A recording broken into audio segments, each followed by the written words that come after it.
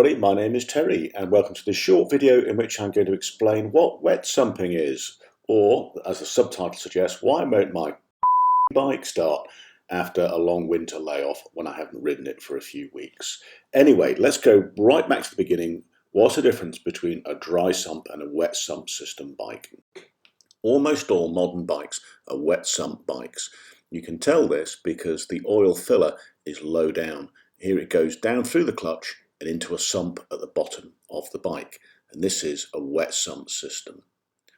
Older bikes, whether they're old British bikes or even old American ones like this 1998 Harley-Davidson MT350, tend to be dry sump, and they store the oil up here in the crossbar and the down tube.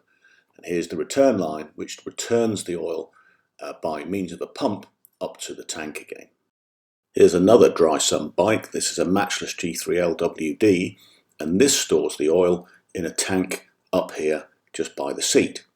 And there is a line going down to feed it into the engine, and then a return line which brings it back via a filter which is actually in the oil tank itself. So another dry sump bike.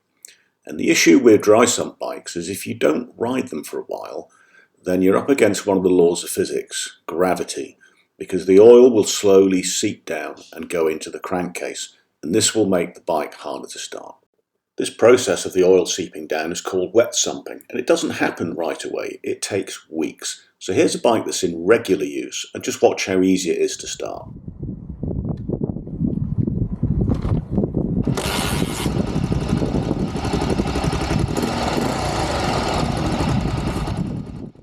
But my poor old matchless here hasn't been ridden in weeks, and so it's definitely wet sumped. Now I go through the normal start sequence, so I switch on the fuel, tickle the carb, work the clutch free using the kickstarter, get it just beyond top dead centre and then try and kick it. Now another clue, apart from the fact that the bike hasn't been ridden for a while, that it may be wet sumped, is that when you press the kickstarter down it feels like you're pushing through treacle. This is definitely wet sumped, and we're just going to have to do something a little bit different to get it going. Now what we do next rather depends on where your crankcase breather goes. Now in the case of this Harley-Davidson, the hose goes into the air filter, which you can see me handling here. And so if there's going to be excess oil when we start the bike, it could soak the air filter and reduce its effectiveness. So in the case of this bike, I would drain a bit of oil. Some bikes have a crankcase breather which goes into the primary chain case. That's not too much of an issue, because if too much goes into there once we've got the bike started, we'll just have to drain a little bit out. On some bikes the crankcase breather just goes to atmosphere, and that's what the G3LWD does, so we can start the bike without worrying about excess oil going somewhere we don't want it to be. But hold on there, Tiger, we've created a problem now. Because we've kicked the bike over 4 or 5 times and it hasn't started, we will have flooded the carb. And now the mixture is too rich, and we come up against another law of physics, the law of stoichiometry. So what we need to do now is flush that air-fuel mixture out. Now on this bike it's relatively easy.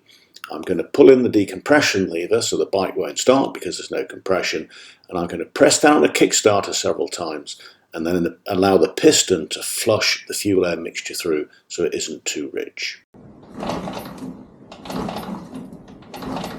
And then we'll try another start, in this case unsuccessfully.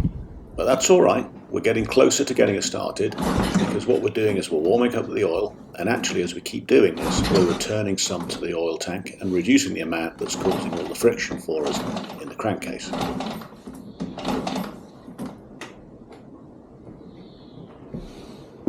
And after flushing it through again, we can also try a dirty little trick, which is if you've got some brake cleaner or some carb cleaner, you can spray a tiny bit straight into the carb, just a little bit, and that sometimes can just be enough to get it going.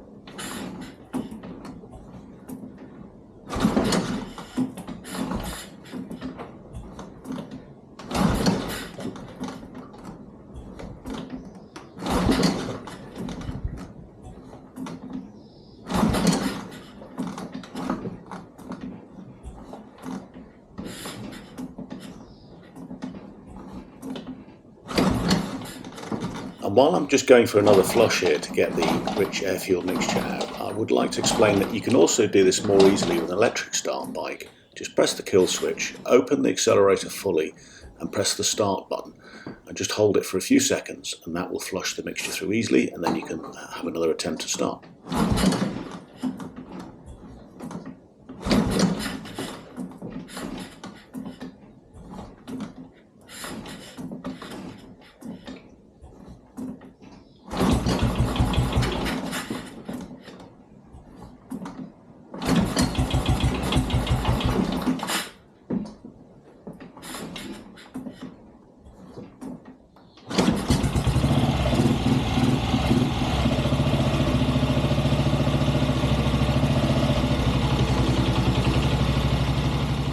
And now the bike started. Of course, I'm going to check that there's oil circulation. Now I'm just going to hold the bike on the power, let her warm up a little bit. And obviously once she's going, because of where the vent is on this bike, then I will need to clean the underside of the bike a little bit. Now that whole process from effectively a dead bike to having a nicely running bike again took less than 3 minutes. And the key to this is that we were not doing more than 3 or 4 attempts to start the bike before we were clearing through the rich mixture again, then starting again. And gradually getting that oil out of the crankcase allowed the gears and the kickstarter to move more easily, so eventually we get her going. So that's a good result. Now I'm going to take the bike for a short ride just to get her up to full operating temperature, and then give her a good post-winter check over, because we're going out for a long ride with the VMCC tomorrow. And just to prove that we're back to normal again, here we are about an hour after the test ride, and I'm just going to attempt a normal start, and there shouldn't be any evidence of wet sumping now.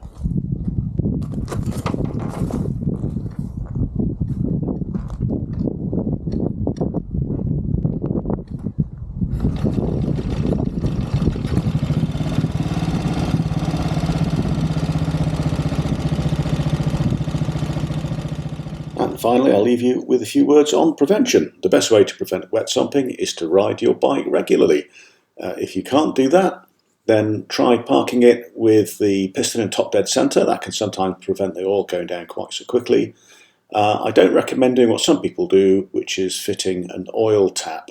I mean, each to their own, but if I did it, I know that one day I would forget it, and the first time I did that, I'll turn my lovely bike into a boat anchor. Anyway, hope that was useful. Ride safe. Thanks for watching the video. See you on the next one.